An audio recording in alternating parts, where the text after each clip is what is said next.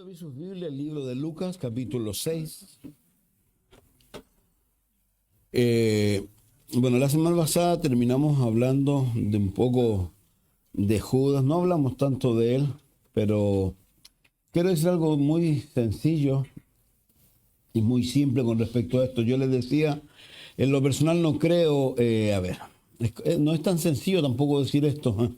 Porque sin lugar a duda la Escritura menciona que él estaba destinado, la palabra no me gusta en realidad, a esto, pero no creo que haya sido por falta de oportunidades que él haya tenido, que él tuviera. Creo que él tuvo las mismas oportunidades que todos, porque si uno lo piensa, cuando Jesús manda a los apóstoles en las diversas misiones, él iba entre ellos. Se supone que el Espíritu Santo también venía sobre él cuando él los capacitó a ellos, y ellos volvieron tan contentos por lo que había sucedido, y que Jesús les dice: no se alegren por eso, sino alégrense porque su nombre está escrito en el libro de la vida. Son cosas complejas, difíciles, y algunos que dicen, bueno, que Dios lo eligió para eso. Pero quiero leer algo antes de ir a Lucas. El capítulo 2 de Timoteo, versículo 20 del capítulo 2 de 2 de Timoteo, por favor.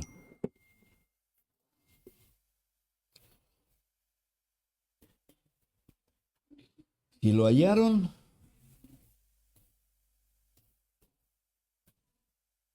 ¿estamos listos? ¿Ok? Díganme algo, pues. Allá. Dice: pero en una casa grande no solamente hay utensilios de oro y de plata, sino también de madera, de barro. Unos son para usos honrosos, otros para usos viles. Así que si alguno se limpia de estas cosas, será instrumento para honra, santificado, útil al Señor y dispuesto para toda buena obra. Y ahí sigue hablando: huyo también de las pasiones juveniles, sigue la justicia, la fe, el amor y la paz. Con los de corazón limpio invocan al Señor, pero desecha las cuestiones necias e insensatas, sabiendo que engendran contiendas, porque el siervo del Señor no debe ser contencioso, sino amable para con todos, apto para enseñar, sufrido, que con mansedumbre corrija a los que se oponen, por si quizás Dios le conceda que se arrepientan para conocer la verdad y escapen del lazo del diablo en que están cautivos a voluntad de él. Creo que para mí este es un texto que es muy decidor con respecto a estas cosas y a muchas otras cosas, que de alguna manera en nosotros hay una gran responsabilidad como personas, como individuos. Nosotros tenemos una obligación, la de estar pegados a Jesús. Esa es nuestra obligación. Nuestra obligación es la de estar en la Escritura, porque la Biblia dice claramente que la fe viene por medio de la palabra de Dios. Entonces, eso es muy importante. Entonces, aquí Pablo a Timoteo le está diciendo que lamentablemente en una casa grande, pongámosle la manera que era, hay utensilios de oro y de plata, pero que de alguna manera, si uno lo lee más abajo, el verso 21, así que si alguno se limpia de estas cosas, ¿de qué cosa está hablando? Está hablando de todo lo que está haciendo mención al principio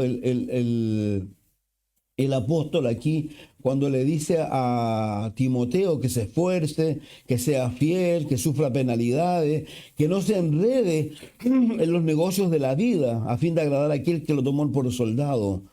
Entonces, de alguna manera, nosotros tenemos una gran responsabilidad con respecto a nuestra vida espiritual. El Espíritu Santo, el Señor Jesús dice que Él está dispuesto. Eso es lo que Él le dijo a Pedro, que el Espíritu está dispuesto, pero la carne débil. Entonces, tenemos una gran responsabilidad nosotros para con nosotros mismos. Somos los que tomamos decisiones, somos los que de alguna manera Dios no nos obliga a hacer nada que no queramos hacer. A Dios le encanta cuando nosotros hacemos cosas por voluntad propia y teniendo en nuestro corazón el único deseo de agradarlo, de alabarlo y de entendiendo que no hay nada más importante para nosotros en realidad en esta vida. Pensaba en algo recién mientras alguien iba y contestaba el teléfono. Yo me imagino si hoy día alguno de ustedes estuviera ante el jefe de su empresa, ¿no es cierto? O estuviera ante el director y le llamaran por teléfono, ¿usted abandonaría esa reunión? Esto es mucho más importante. Yo les he dicho, apaguen sus teléfonos. Es un favor que yo les pido, porque de verdad, vuelvo a reiterar, piénselo de esa manera tan sencilla. Si estuviera ante una autoridad, no lo harían. Estamos delante del Señor, Él es lo más importante y debemos presentar nuestro cuerpo en sacrificio vivo, santo, agradable, que es nuestro culto racional. El Señor nos venía mencionando, o Lucas, que es el que escribe esta carta, y nos ha venido mencionando cómo se han estado dando las cosas con las personas que hay alrededor de Él y cómo Él también de sus discípulos eligió a estos 12 que ya nos detuvimos bastante en ellos. En realidad quisiera haberme detenido más, pero está bien lo que hemos hecho. Y ahora el Señor va a partir un poco haciendo mención de otras cosas que les tiene que decir a ellos para que ellos aprendan a vivir, porque la vida en el mundo no es algo sencillo, es algo difícil. Cantábamos una canción que me encanta y que no es una canción, es una vivencia del salmista, cuando al salmista le tocan vivir cosas tan difíciles, donde la gente que está a su alrededor, a las cuales él le ha predicado tantas veces, vienen y le apuntan con el dedo o le meten el dedo en la llaga y dicen, ¿dónde está tu Dios? ¿Dónde está tu Dios? Y lo bueno que ahí trae la contestación, ¿no? El canto. Entonces es bueno, por eso vuelvo a reiterar, es importante esto. Entonces, dijimos que Jesús andaba con la gente común. Los discípulos que él elige son personas comunes y corrientes y con una cantidad de problemas no menores. Hasta el final de sus días, yo les decía la semana anterior que tristeza para el Señor Jesús cuando le está contándoles a ellos lo que va a suceder, que uno de ellos les va a engañar, uno de ellos les va a entregar, y luego de eso ellos le prestan cierta atención, pero luego ellos empiezan a pelear. Si usted lo lee ahí literalmente, ¿por quién va a ser el mayor? Y yo creo que el corazón de Jesús debe haberse dolido de verlos a ellos. Le está abriendo su corazón para decirle que hay un traidor entre ellos, y ese traidor todos sabemos de la manera en que le entrega y cómo Jesús luego les dice, a él mismo le dice, con un beso entregas a tu maestro. Entonces, pero ellos estaban ahí. Pero lo bueno de eso es, como terminamos la semana anterior, es que ellos estaban en construcción. Y aún quedaba mucho proceso, y así como nosotros también estamos en construcción, y no debemos desanimarnos cuando nos ocurren cosas, sino que al contrario debemos tomar fuerza en el Señor y creer un poco las promesas que veíamos la semana anterior cuando hablábamos de no los llamados de atención, sino más bien las promesas que le daba a las 7 iglesias, que no son promesas menores en realidad. El verso 17 del capítulo 6.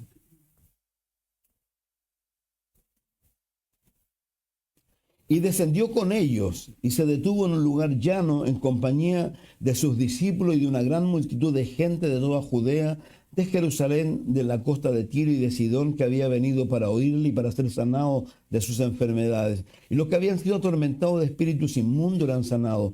Toda la gente procuraba tocarle porque poder salía de él y sanaba a todos. Y alzando los ojos hacia sus discípulos decía, bienaventurados los pobres, porque vuestro es el reino de Dios. Bienaventurados los que de ahora tenéis hambre, porque seréis saciados. Bienaventurados ahora los que ahora lloráis, porque reiréis. Bienaventurados seréis cuando los hombres os aborrezcan y cuando os aparten y os vituperen y desechen vuestro nombre como malo por causa del Hijo del Hombre. Gozaos en aquel día y alegraos, porque he aquí vuestro galardón es grande en los cielos, porque así hacían sus padres con los profetas. Más hay de vosotros ricos, porque ya tenéis vuestro consuelo. Hay de vosotros los que ahora tenéis, los que estáis saciados, porque tendréis hambre. Y de vosotros los que reís, porque lamentaréis y lloraréis. Hay de vosotros cuando todos los hombres hablen bien de vosotros, porque así hacían sus padres con los falsos profetas. Seguramente usted, como la gran mayoría, va a buscar el símil de esto, y el símil de esto está en el libro de Mateo, en el capítulo 5. Pero usted se va a dar cuenta que hay una gran diferencia entre el capítulo 5 de Mateo y el capítulo 6 de Lucas. Y a pesar de que se pueda pensar o creer que es el mismo sermón, no es el mismo sermón. En este sermón de Lucas, o que Lucas escribe, hay 4 bienaventuranzas y hay 4 ay. En el libro de Mateo hay 8 bienaventuranzas y 8 ay. Y algo muy interesante, veamos el capítulo 5, por favor, de Mateo. Vayan allá, abran sus Biblias, sus teléfonos. Presten atención, esto es importante para cuando usted lee. Cuando usted lee, preste atención a las pequeñas cosas, porque eso es lo que hace la diferencia. Dice, viendo la multitud, subió al monte y sentándose vinieron a él sus discípulos y abriendo su boca les enseñaba diciendo. Fíjese que ya aquí nos hace una diferencia con el capítulo 6. Primero dice, viendo la multitud, la dejó la multitud, subió al monte. ¿Con quién subió? Con sus discípulos. Por favor, veamos el libro de Lucas para que usted verifique lo que yo le estoy diciendo. ¿Se acordaron? Subió, dejó a la multitud. Pero aquí dice otra cosa. Ahora, alzando los ojos hacia sus discípulos, 17. Y descendió con ellos, primero que nada. En Mateo, ¿qué es lo que hizo? Subió. Aquí desciende con ellos, ahí sube a la montaña. Ahora desciende y desciende a un lugar llano, a un lugar plano. Y dice, en compañía de sus discípulos y de una gran multitud de gente de Judea, de Jerusalén, de la costa de Tiro y de Sidón, que había venido para oírle. Ya hay una diferencia entre esos dos sermones. Ahora, esto a nosotros no nos puede confundir. ¿Por qué razón? Porque los mismos pastores muchas veces predican un mismo sermón en diversos lugares. Los pastores que son itinerantes, yo me sorprendo de repente con hombres que yo los considero tremendos hombres. Y no, perdón, pero yo lo escuché ya. Y un sermón pero calcado, digamos, ni le cambian ni una palabra, nada. Ahora, Jesús está enseñando el mismo sermón, pero a otras personas, y de alguna manera Él sí cambia ciertas cosas. Entonces, es importante eso, que lo veamos y lo miremos de forma inmediata. Entonces, son dos mensajes totalmente diferentes. Uno, desciende con ellos, se para en un lugar llano, tierra plana. Mateo no es eso, entonces es un sermón entregado diferente al de Lucas. Ahora, algo interesante que hay aquí, y una de las cosas que uno tiene que empezar a aprender de forma inmediata, Jesús lo que está haciendo con estas personas es lo que a lo mejor hemos escuchado tantas veces por medio de la boca del apóstol Pablo. Y Jesús también, yo he sido muy majadero con un texto que a mí me gusta mucho, que es el texto de Mateo, ¿no es cierto? Ahí en el Sermón del Monte también, cuando dice, busca primero el reino de Dios y las demás cosas te serán añadidas. Digamos, yo puedo extraer de eso como lo he extraído en algún momento. Jesús, ¿qué es lo que está haciendo aquí? Si uno se fija en todo el contexto de lo que hay aquí, el contexto, bueno, Él está eligiendo a los apóstoles, la gente está reuniéndose alrededor de Él, las personas están mirándolo a Él como una persona que es diferente a los que han tenido como predicadores hasta este momento, que eran los fariseos. Entonces la gente va en busca de Él. Pero si uno se fijó, lo que hacían las personas es apegarse, porque aún ni siquiera le pedían a Él que orara por ellos, sino que eran como aquella mujer con el flujo de sangre que pensó, si tan solo toco su manto. Aquí estos lo tocaban, digamos, y el poder salía de Él. A este punto de sanidad había aquí. Pero ¿qué es lo tremendo de esto? Que esto no es lo importante para ellos, digamos, como personas, como hombres, porque muchas veces pensamos que lo importante para nosotros es esto. No, no es lo importante. Jesús fue tan tremendamente enfático, y el apóstol Pablo, cuando dice claramente que las cosas que vemos son temporales, pero las que no vemos son las eternas. Entonces Jesús aquí, ¿a dónde los va a llevar? Los va a trasladar de alguna manera del terreno físico al terreno espiritual. Nosotros muchas veces nos detenemos mucho en el terreno físico, pero dejamos muy de lado el terreno espiritual. Y reitero lo que Jesús dijo, busca el reino de Dios. Ahora, las cosas físicas, materiales, Dios te las va a dar. Pero te las va a dar en la medida, y esto quiero ser muy enfático con esto, de que tú busques primero las cosas del reino. Yo voy a volver a insistir siempre, porque para mí el único norte que yo tengo es el libro. El único norte que tengo es la Biblia. Y en este libro y en esta Biblia nosotros vemos cómo Dios puede tomar personas insignificantes, a lo mejor personas que el mundo ni su familia podrían haberlos considerado para algo. El rey David. El rey David es una persona que es un joven. Cuando lo comisionan para ser rey, cuando ha muerto Saúl, cuando Samuel tiene que ir a la casa y él va con mucho cuidado para que no se armen problemas, porque la gente siempre estaba ahí como atenta y podían hacer comentarios indebidos. Y él va a la casa, ¿no es cierto? Y pide que traigan a sus hijos, porque Dios le dice que de esa familia va a sacar ¿a quién? Al nuevo rey. ¿Y qué es lo que sucede? Que el papá, obviamente, trae al hijo mayor, pues. Y el hijo mayor ahí, grande, grandilocuente. Y Samuel dijo, este es. Y el Señor lo llama a un lado y perdón. Tú miras la apariencia, ¿yo qué miro? El corazón. Y así fueron pasando los 7 hijos. ¿No? Y no tenían, digamos, y como que Samuel en su mente dijo, se equivocó el Señor. ¿No? Y tiene que preguntarle, ¿no hay otro? Sí, hay uno por ahí, un fulano, ahí lo tengo en el campo, un cabro chico, no sirve para nada. Pero ese era el escogido, ese era el elegido por Dios. Y ese ejemplo lo podemos tener no solo allí, lo podemos tener con José, un jovenzuelo, malcriado, dicen algunos. Algunos dicen que era malcriado, que su papá, como era el hijo de su amada, ¿no es cierto? Aún no nace, acuérdense, su hermano. Y los hermanos lo odiaban a cero, al punto que lo venden. Todos conocemos su historia. ¿Y dónde lo coloca Dios? En el segundo puesto en el mundo en general del país más poderoso. Y no solo eso, Daniel. Y usted se fija en algo, por ejemplo, algo muy sencillo, que es lo que yo dije al principio cuando leí acerca de Judas y leí de lo que dice el libro de Timoteo, ¿no es cierto? Cuando dice que en una casa hay instrumentos de oro o de plata y de barro, y el que se limpia, ¿no es cierto?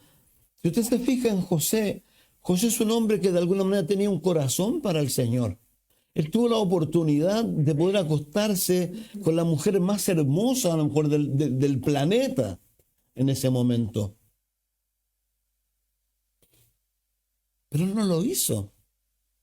Y no lo hizo simple y específicamente, si usted lo lee, porque no quería hacer nada en contra de ¿quién? De Dios.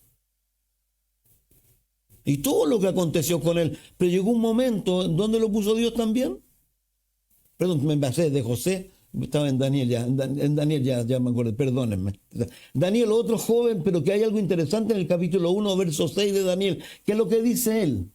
Propuso en su corazón no contaminarse con la comida, por favor acostúmbrense a esto para cuando esté más viejito. Cada voy a repetir sermones. Alguien me dice que por ahí hay un pastor que está repitiendo sermones. Entonces, él dice que propuso en su corazón no contaminarse con la comida del rey. Pero lo mismo, también, ¿qué se le ofreció delante de él? A él se le dieron todas las oportunidades para convertirse en un ciudadano. Hoy día de los Estados Unidos están sacando personas que anhelan ser ciudadanas. Es re difícil. A él se le está ofreciendo ser ciudadano. Y no solo ser ciudadano, sino que vaya a las mejores universidades para que se convierta en una persona tremendamente...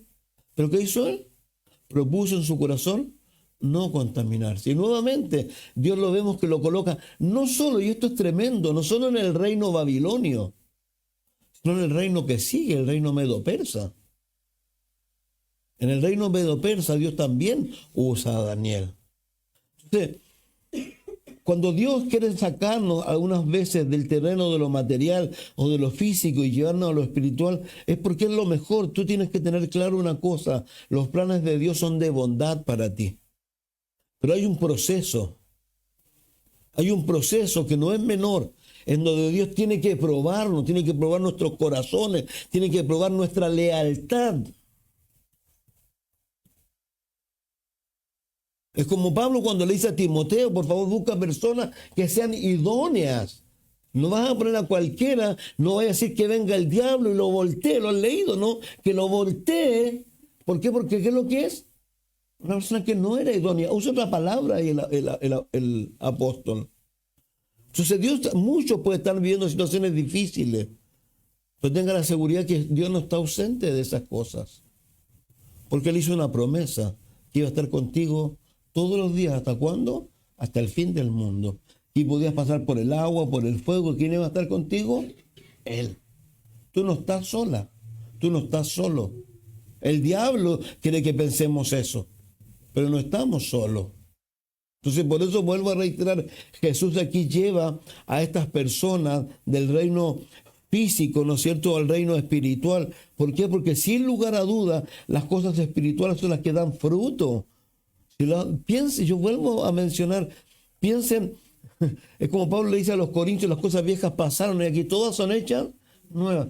Las cosas viejas, digamos, ¿qué nuevo hay en lo viejo? Miren lo que estoy diciendo. ¿Qué nuevo hay en lo viejo para que yo lo vaya a seguir haciendo?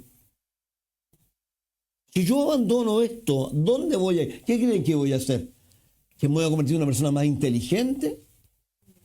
Voy a convertirme en una persona más tonta, más estúpida. Porque sin lugar a dudas voy a volver a hacer cosas que a lo mejor si ayer la hice extrema, a lo mejor ahora me pueden llevar mucho más profundo.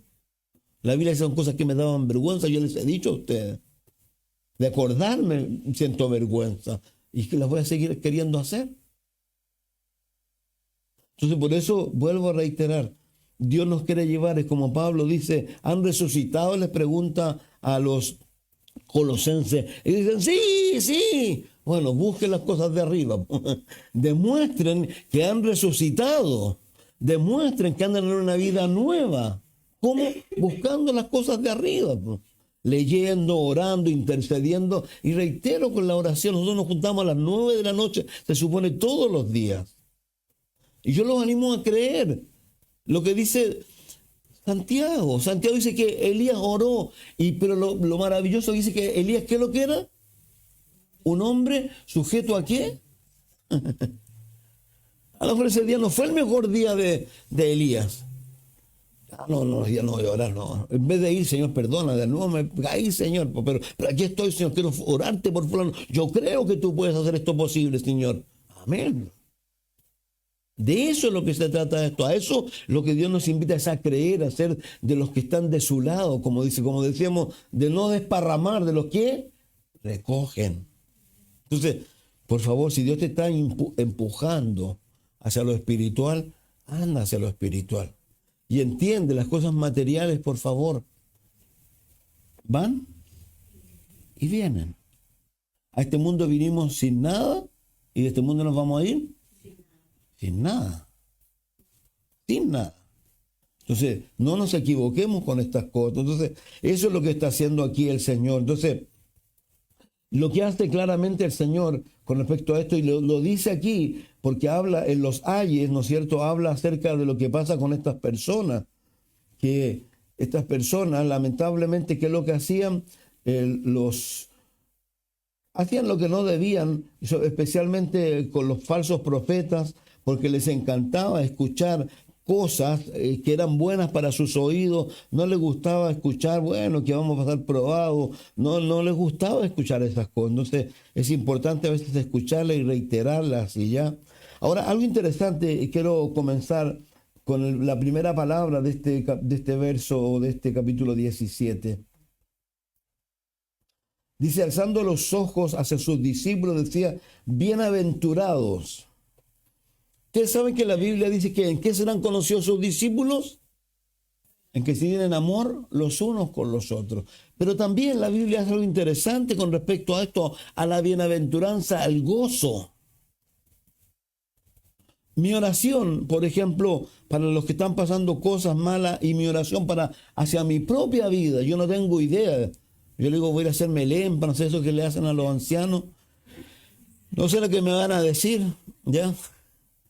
Pero lo único que yo le digo a Dios, y no es la primera vez, muchas veces se lo he dicho, Señor, si tienes algo difícil para mí, yo lo único que te pido, dame tu paz y dame tu gozo. No quiero más cosas. Quiero tu paz y quiero tu gozo. Y los hijos de Dios son reconocidos y deben ser reconocidos de esa forma. Primero, por el amor que hay en nosotros. Y segundo, ¿por qué? Por el gozo. Acuérdense que el mismo, la Escritura hace mención que estemos contentos. ¿Con qué, por ejemplo, nos dice? ¿Con lo que tenéis ahora? ¿Hay alguno descontento con lo que tiene ahora? Si usted me dice que sí, yo le digo, usted está pecando. Usted tiene que estar contento. ¿Sabe por qué? Porque si está contento con lo que tiene ahora, Dios dice, a él le puedo dar más cosas todavía. Porque estamos demostrando fidelidad en lo poco, para que Dios nos coloque ¿dónde? En lo mucho. Entonces, si usted busca esa palabra, la va a encontrar en muchos lugares. La palabra significa benditos, afortunados, o que felices. Y nosotros debiéramos ser felices. Ahora, el Salmo 1 lo conocemos todos, y el Salmo 1 comienza de esta manera cuando dice bienaventurado, pero hace referencia a algo bien interesante, que de alguna manera el gozo o la felicidad de esas personas proviene de algo. Porque hay que entender que lo que tú vas a obtener o lo que yo voy a obtener va a provenir de alguna cosa. Dice, primero, bienaventurado el varón. La palabra se usa varón, pero vamos a ponerle varón y hembra, que no anduvo en consejo de malos. Primero, la persona que hace caso a esto, primero va a estar contenta, porque de alguna manera hizo caso a lo que Dios le ha dicho. Dios siempre ha hecho una salvedad entre con quién hay que estar y con quién no hay que estar. La Biblia está llena de esas cosas, digamos, de que Dios nos hace, tenemos que elegir. Porque si yo me pongo a estar con los que me aconsejan mal, yo voy a caminar mal. Entonces, bienaventurado primero el que no hace. Ni estuvo en camino de pecadores, ni en silla de escarnecedores se ha sentado. Aquí, ¿sabe qué? Habla de una decadencia. Y lo que uno tiene que entender, cuando nosotros abandonamos el camino, piensen por favor lo que dice el libro de Pedro. Dice que esto es tan tremendo, y ahí dice claramente que dejaron el camino recto, dejaron el camino y se fueron tras otras cosas. ¿Y a dónde llegaron? Como la cerda, ¿no es cierto? O el cerdo, a revolcarse en qué.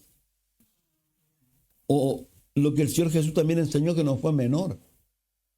Dice que si el Espíritu Santo viene a tu vida, al menos ahí dice, o viene Dios y te limpia tu vida, y tú no permites que tu vida la llene Él, va a llegar un momento en que ese espíritu, ese demonio, que en algún momento a lo mejor habitaba en nosotros, va a decir, está limpiecita la casa, pero no va a venir solo, va a venir con 7 demonios más, dice la Escritura. Entonces, y eso realmente compatibiliza con lo que acabamos de leer. Que una persona, es como dice, que su postrer estado puede ser peor que el primero. De eso es lo que está hablando aquí. Hay una decadencia. Entonces, por eso dice bienaventurado el varón que primero no se juntó, segundo no llegó a estar en cosas con ellos que no debía, y tercero no llegó a ser parte de estos encarnecedores que son los burladores. Esos que se ríen de las cosas de Dios, que las cosas de Dios le importan un comino, y no solo le importan un comino, sino que se burlan de ellas. Y nosotros de repente tenemos que tener cuidado. A veces podemos estar en lugares donde eso puede estar ocurriendo y nosotros riéndonos con ellos. Piensen, por favor, la Biblia dice algo tan sencillo. Ni una palabra deshonesta salga de vuestra boca. ¿Lo he leído en Efesios? ¿Por qué tengo que estar soportando bromas o chistes groseros en mi trabajo? Cuando yo estaba en mi trabajo, yo me iba de ellos. Yo les decía, ellos se reían de mí, pero yo no estaba dispuesto. Habían cumpleaños, se celebraban los cumpleaños, al ratito ya estaban las lenguas sueltas. Pero vuelvo a reiterarte algo, y esto es interesante, que tú los mirabas, eran las señoritas o las las damas. Pero cuando tú las oías abrir su boca, entonces tú no tienes por qué estar soportando eso. Tú eres de Dios. Tú eres del Señor. Y tú tienes que sentirte así. Si no debemos sentirnos, como dije, benditos, afortunados. Por favor, Piensen en algo, de ahí vamos a volver acá. Vean Efesios 2.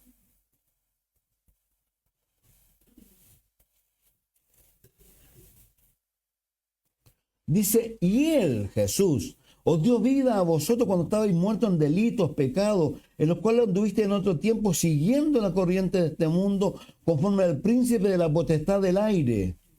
Primero que nada, las personas que están allá afuera, y esto quiero ser majadero con esto, por favor, pueden ser hasta tus parientes más cercanos, puede ser tu esposo, puede ser tu esposa, puede ser tu hijo, tu hija. Si ellos no están con Dios, no es que sean endemoniados, por favor, yo lo he dicho muchas veces, pero el que opera en ellos, ¿quién es? Es Satanás. Él los mueve a ellos, él los mueve a decirte lo que a veces te ha dicho, ¿no? Y tú te escuchas lo que te dijeron y le preguntas a otros, ¿saben que es calcado? ¿Saben por qué? Porque como hemos dicho, no tenemos lucha contra sangre y carne, sino contra ¿quiénes? Principados, potestades, gobernadores de las tinieblas, huestes espirituales de maldad. Ellos están detrás de ellos, ellos los manipulan, ellos no se dan ni cuenta, bro. Entonces, por eso dice aquí, hablándole a ellos, entre los cuales nosotros también vivimos en otro tiempo los deseos de nuestra carne, haciendo la voluntad de la carne y de los pensamientos, y éramos por naturaleza hijos de ira, lo mismo que los demás. Pero la palabra linda y maravillosa. Pero Dios, en su misericordia, por su gran amor con que nos amó, aun estando nosotros muertos en pecado, nos dio vida juntamente con Cristo. Por gracia sois salvos. Juntamente con Él nos resucitó. Asimismo nos hizo sentar en los lugares celestiales con Cristo Jesús. ¿No es eso maravilloso? ¿Te sientes así o no? Es como cuando, vuelvo a reiterar, cuando ellos vinieron, venían felices. ¿Lo viste? ¿Viste cómo se cayó? ¿Viste cómo salió ese demonio? Yo lo hice. Y ahí venían ellos contentos con Jesús. Y Jesús los mira y salen lesos. No se pongan contentos por eso. Pónganse escrito. ¿Por qué? Porque su nombre está escrito en el libro de la vida en los cielos. Eso es lo que hay que estar contento. Y aquí dice, y nos hizo sentar en los lugares celestiales con Cristo Jesús para mostrar en los siglos venideros las abundantes riquezas de su gracia en su bondad para con nosotros, porque por gracia sois salvos por medio de la fe. Y esto no de vosotros, pues es don de Dios, no por obra, para que nadie se gloríe. Yo no sé si tú te maravillas con esto. Tú tienes hijas, hijos, esposos, esposas, amigos, que uno les predica. Y dice, ¿cómo no le cae la teja? Y no les cae.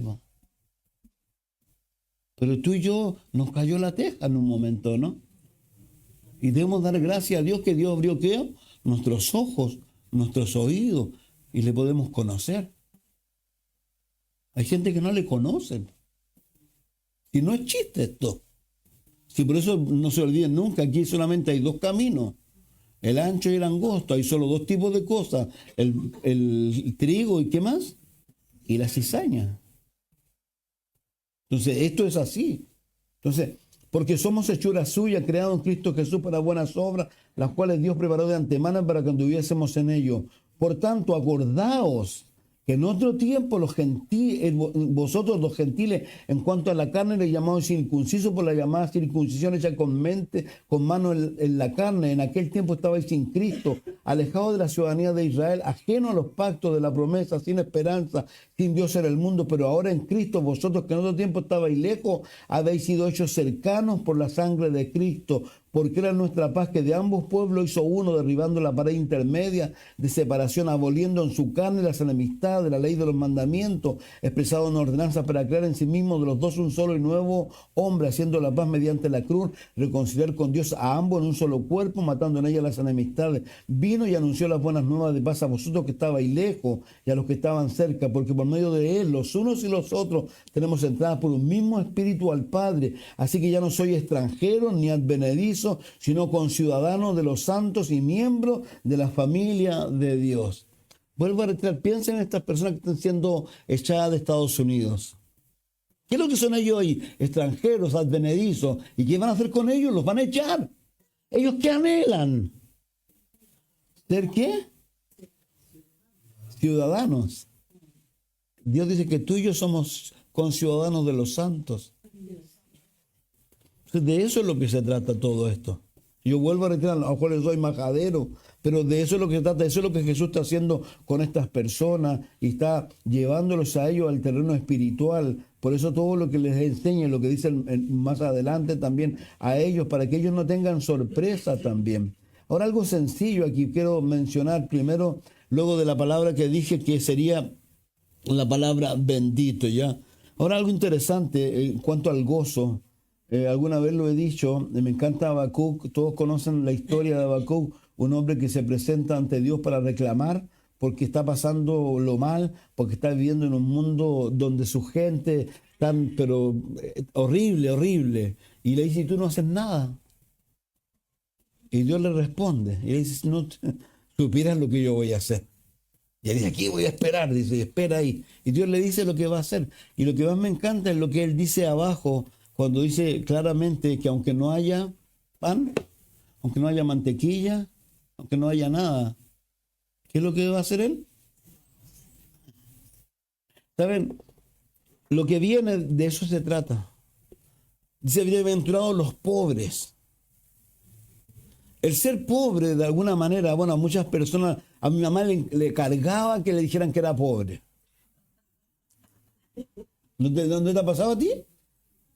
Pero te hago una pregunta, ¿te consideras rico? Sí, en Cristo Jesús, amén. Pero yo soy pobre. ¿Dónde viven los ricos? Allá. Allá o allá. Pero a la gente a veces le molesta. No, yo no soy pobre. Ahora, el pobre tiene adelantando un poco, tiene una tremenda, gran ventaja. Que el hecho de ser pobre, tú tienes una dependencia. ¿De quién? De Dios.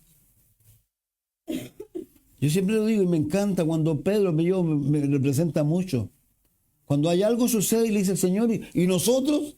Porque siempre pasa eso. ¿Y nosotros? ¿Qué pasó contigo? Lo hemos dejado todo, Señor. ¿Y él qué le dice? Sí, yo lo sé. ¿Van a recibir qué? Siempre. Y no solo allá, aquí. Yo soy y lo he dicho siempre, yo soy un convencido de lo que digo.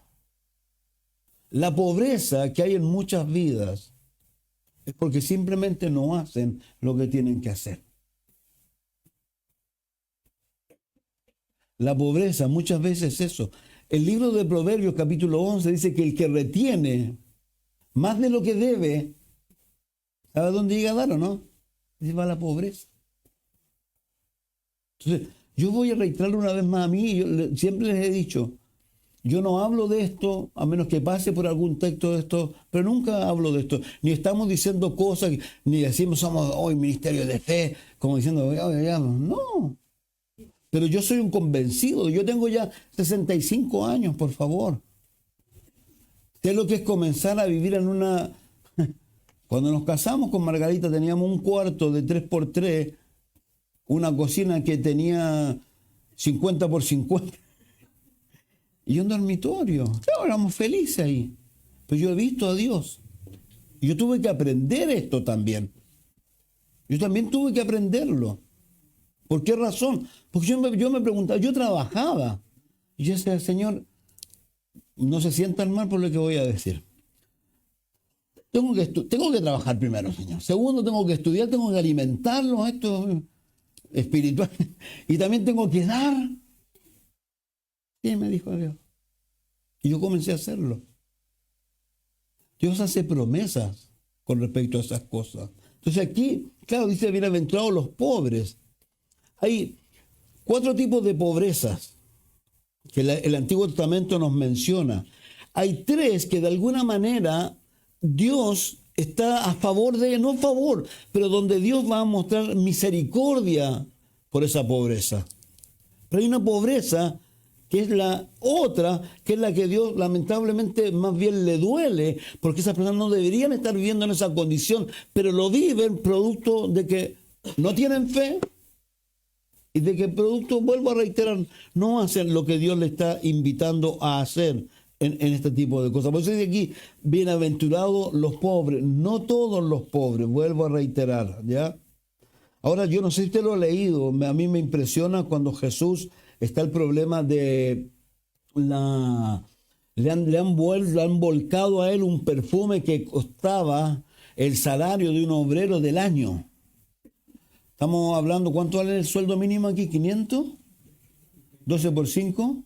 ¿Cuántos serían los matemáticos? 6 millones de pesos. Y Judas dice, podríamos haberlo vendido y dado a qué, dijo. ¿Y Jesús qué le dijo? ¿A los pobres? Ahora, es una pena en realidad. Cuando uno ve este mundo en sí no debiera tener pobreza. El reino milenial que va a ser sobre este mundo no va a tener pobreza. No va a haber ningún pobre. Porque Dios va a ser justo. Ahora, algo muy importante que hay que entender con todo esto, yo voy a tratar de adelantarlo, tengo varias hojas. Nosotros vivimos en un mundo que anda buscando igualdad. Pero eso es malo. Dios no quiere igualdad, Dios quiere equidad. La equidad significa no oportunidades. Igualdad significa que si tú te sacas la mugre estudiando en la universidad, ¿no es cierto? Y no sé, pues te sacas un 7 y viene otro fulano que no estudió nada y se sacó un 1, pero como hay que tener igualdad, le van a poner un 7 igual que a ti. ¿Qué piensas tú de eso? ¿Está bien? Es lo mismo, estos quieren, cuando toman casas de personas, se las pueden quitar y se las dan a otros, que no le ha costado un peso. Dios no está a favor de eso. Dios está a favor de ¿qué? De la equidad, no de la igualdad. La igualdad es esto de la justicia social. ¿Sabe lo que es? Injusticia social. Esa es la verdad. Es como de ver, bueno, este gobierno y tantos gobiernos que han habido en realidad, que lo único que hacen es robar, sinvergüenciar. Y vuelvo a reiterar, ¿saben qué? Si uno lo piensa, voy a poner ejemplos, claro.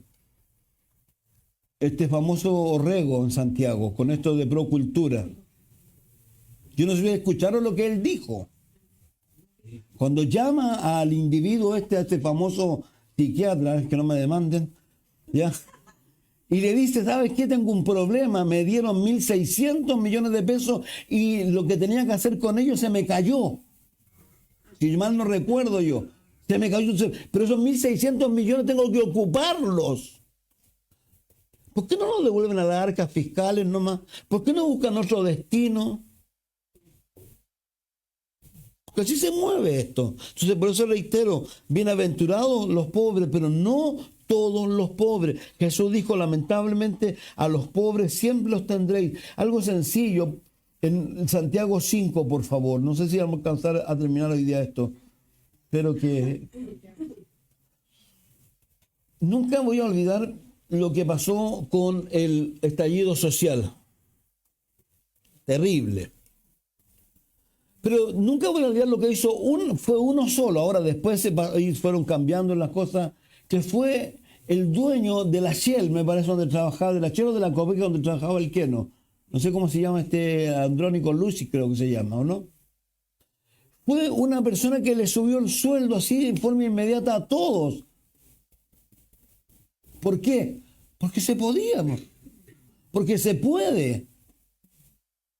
Pero el amor al dinero, miren lo que entonces, primero los pobres, que sin lugar a dudas Dios está detrás de esos pobres y quiere bendecir a esos pobres, y sobre todo si son creyentes y hacen lo que tienen que hacer. Dice el capítulo 5, verso 1, vamos ahora ricos, llorad y aullad por las miserias que os vendrán. ¿Se acuerdan lo que decía más adelante ahí en el Lucas, cuando decía más abajo que los que ríen, que los que tienen, lo que va a suceder, cómo se le van a invertir las cosas? ¿Han leído lo que dice Ezequiel? Cuando Ezequiel le dice al grupo que vuestra plata y vuestro oro no les va a servir para nada en un momento. De eso se trata esto. Por eso dice, ricos aullad, llorad por las miserias que os vendrán, vuestras riquezas están podridas, vuestras ropas están comidas de polilla, vuestro oro y plata están enmohecidos. Su moho testificará contra vosotros y devorará del todo vuestras carnes como fuego. Habéis acumulado tesoros para los días postreros. He aquí, clama el jornal de los obreros que han cosechado vuestras tierras, el cual por engaño no les ha sido pagado por vosotros. Y los clamores de los que han cegado han entrado a los oídos del Señor. Habéis vivido en deleite sobre la tierra, habéis sido disolutos, habéis engordado vuestros corazones como en día de la matanza, habéis condenado y dado muerte al justo, y él no os hace resistencia. Y fíjense que dice, aquí el clama el jornal de los obreros que han cosechado vuestras tierras. No le pagaban. ¿Cuánto abuso hay en todo esto? Entonces hay pobres que lamentablemente son producto de qué? Lamentablemente del mismo hombre, de su egoísmo, de este amor por el dinero que tienen estas personas. Nuestro país, usted sepa que tiene millonarios más que Donald Trump. En este país gente que tiene más dinero que Donald Trump. Aquí hay 5 familias, si mal no recuerdo, que son las dueñas de nuestro país en realidad. Ellos pueden hacer más, pero no lo hacen, no les interesa. Ahora, lamentablemente, ellos si no vienen a Cristo, por eso Jesús dijo que era más fácil que un camello entrara por el ojo de una aguja que un rico fuera al cielo. Porque el rico, piensa en algo simple, la iglesia de la Odisea. ¿Qué dice? Soy rico, no tengo necesidad de nada. ¿Y qué le dice Dios? Desventurable, pobre, ciego, desnudo. Entonces, por eso Jesús está enseñando esto aquí. Entonces, vuelvo a reiterar, a mucha gente le cuesta saberse o sentirse pobre en estatus. Ahora, algo bien sencillo, si usted lee Hechos, capítulo 4, por favor, verso 13.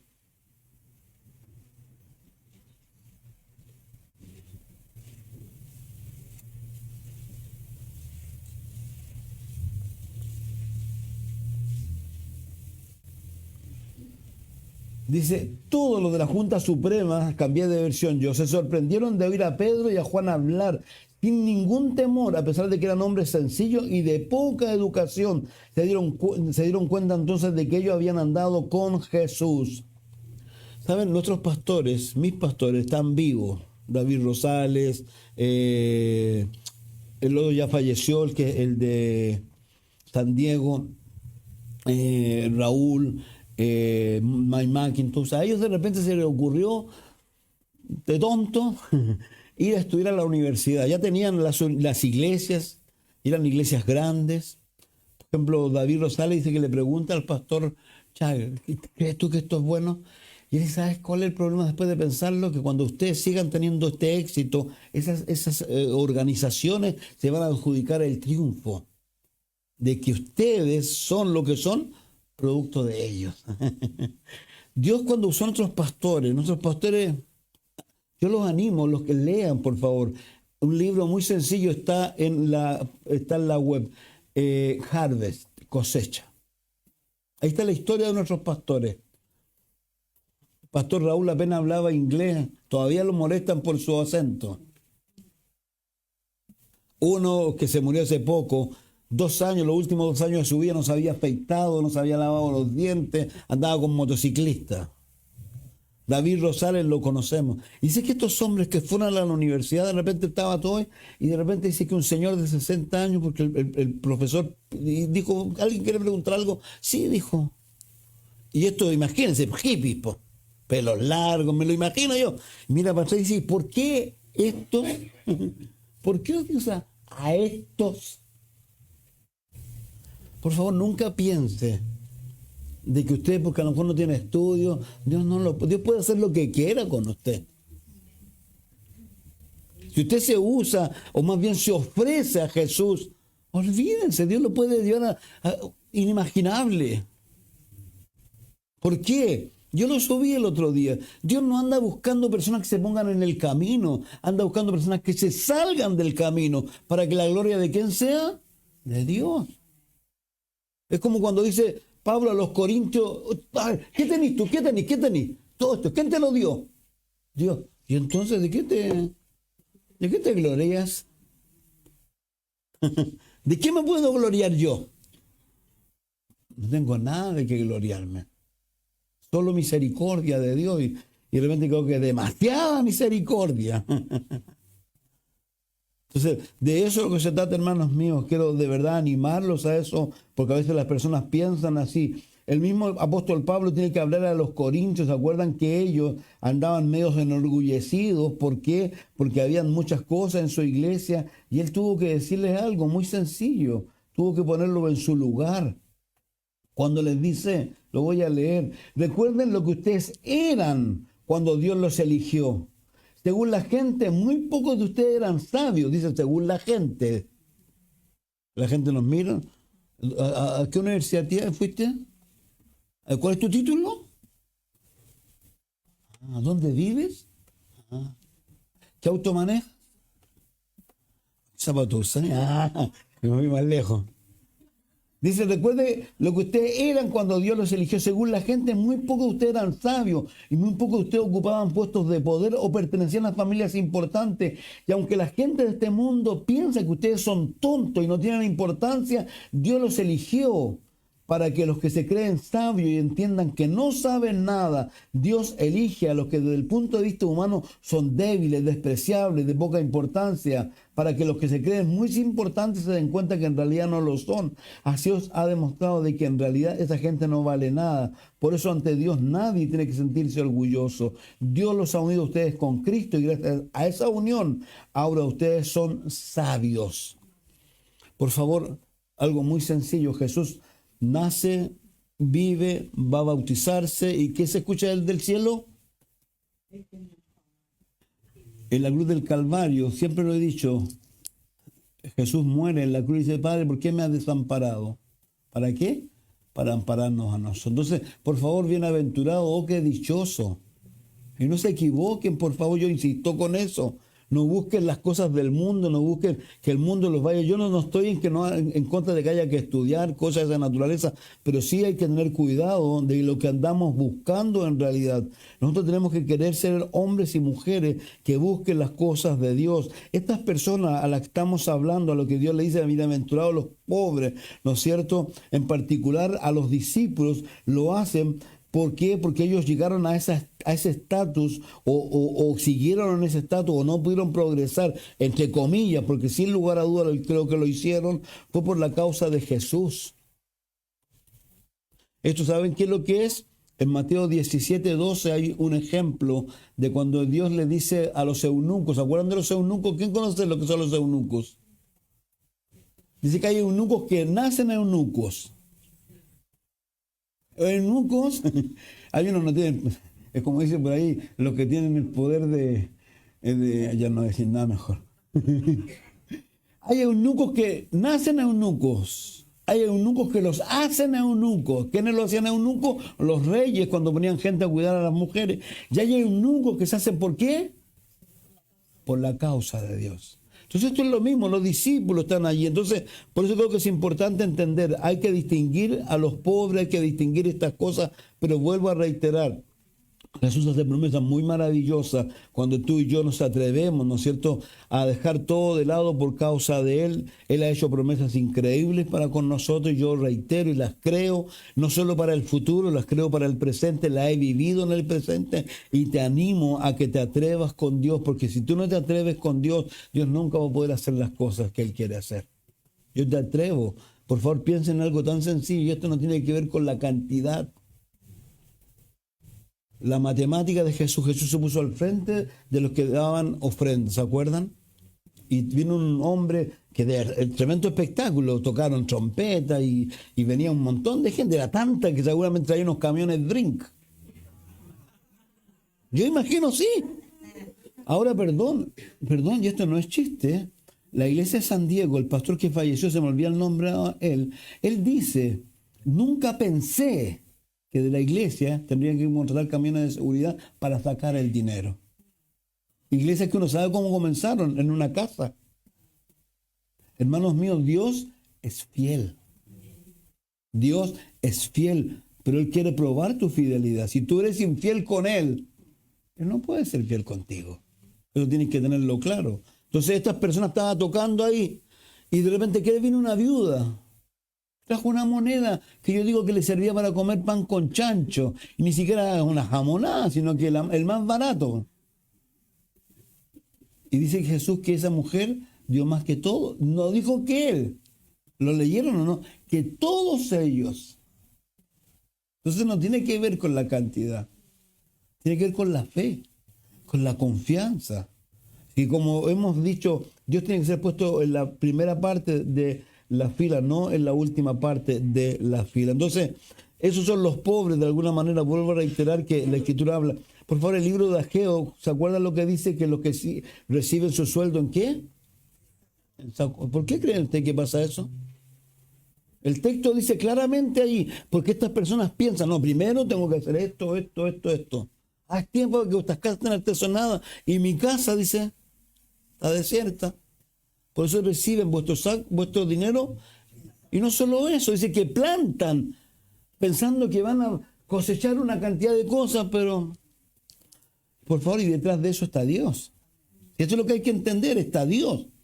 No es la casualidad, yo voy a decir algo que le va a doler a algunos. Dios te va a quitar su plata. Por medio de dificultades, por medio de enfermedades, por medio de lo que sea, pero te la va a quitar porque no es tuya, es de Él. Y tú no la vas a aprovechar. Eso es lo que la gente no entiende. Por eso hay pobres. Y yo alguna vez lo he dicho, hay personas que no van a cambiar su condición mientras no cambien su corazón para con Dios. ¿Por qué? Porque realmente Dios tiene que ser lo primero en nuestra vida. Entonces, esos son los pobres. Ahora, los otros pobres que hay, esto, para que usted entienda, y creo que vamos a llegar hasta aquí hoy día, la próxima semana lo animo a las 10 de la mañana aquí mismo. Pero voy a decir una sola cosa y termino con esto. ¿Han leído ustedes Isaías 1? Isaías 1 termina diciendo, después de que Dios ha dado una descripción a Isaías, ¿sabéis qué? Está ahí podrido. De aquí hasta el dedo gordo. Digamos, no tiene hongo en una uña. Las uñas están que se le salen con los hongos. Es el estado de esa persona. Y Dios dice, ven y pongámonos a cuenta. ¿Pero cómo? Primero leyeron lo que dice antes, ¿no? Preocúpate de quién, del huérfano y de la viuda, de los pobres. Esos son los pobres que yo digo que en el Antiguo Testamento Dios tiene misericordia de ellos, porque vamos a mirar las próximas semanas por qué llegaron a esa estatua, a lo mejor por diversas razones. Pero al hombre le está llamando la atención, al pueblo le está llamando la atención de que se preocupe de ellos. Es como lo que dice la Escritura. Si yo tengo pan y mi hermano no tiene pan, yo no puedo decirle Dios te ama. Yo tengo que ir en procura de esa persona de una u otra manera. Ahora, esos son los pobres. Vuelvo a reiterar que Dios tiene misericordia de ellos y que de alguna manera también nos llama a nosotros a ayudarlos a ellos. Quedamos hasta aquí la próxima semana. Seguimos. Padre, gracias por darnos este tiempo, gracias por tu amor. Gracias porque sin duda, Señor, has hablado a nuestros corazones de una u otra manera, Señor. Gracias, Padre. Te pedimos tu bendición, pedimos que nos ayudes y sobre todo pedimos de que nos ayudes a ser obedientes, Señor. Como nos decía la semana anterior, Señor, a través de la última carta o la última iglesia, Señor, que no seamos obedientes a medias, porque si somos obedientes a medias, dice que tú no nos vas a poder considerar. Ayúdanos a ser obedientes completos, Señor, a no tener temor, Padre, a de verdad abandonar el temor, a abandonar el miedo, Señor, a creer de que tú puedes hacer, Señor, que tú para ti no hay ninguna cosa imposible, Señor. Ayúdanos a creer que servimos a un Dios vivo, un Dios grande, un Dios poderoso, a un Dios como le dijo a Pedro, que puede hacer lo que quiera, Señor, para con nosotros. Señor, gracias Dios por tu amor, en el nombre de Jesús, Señor. Amén. Dios les bendiga mucho.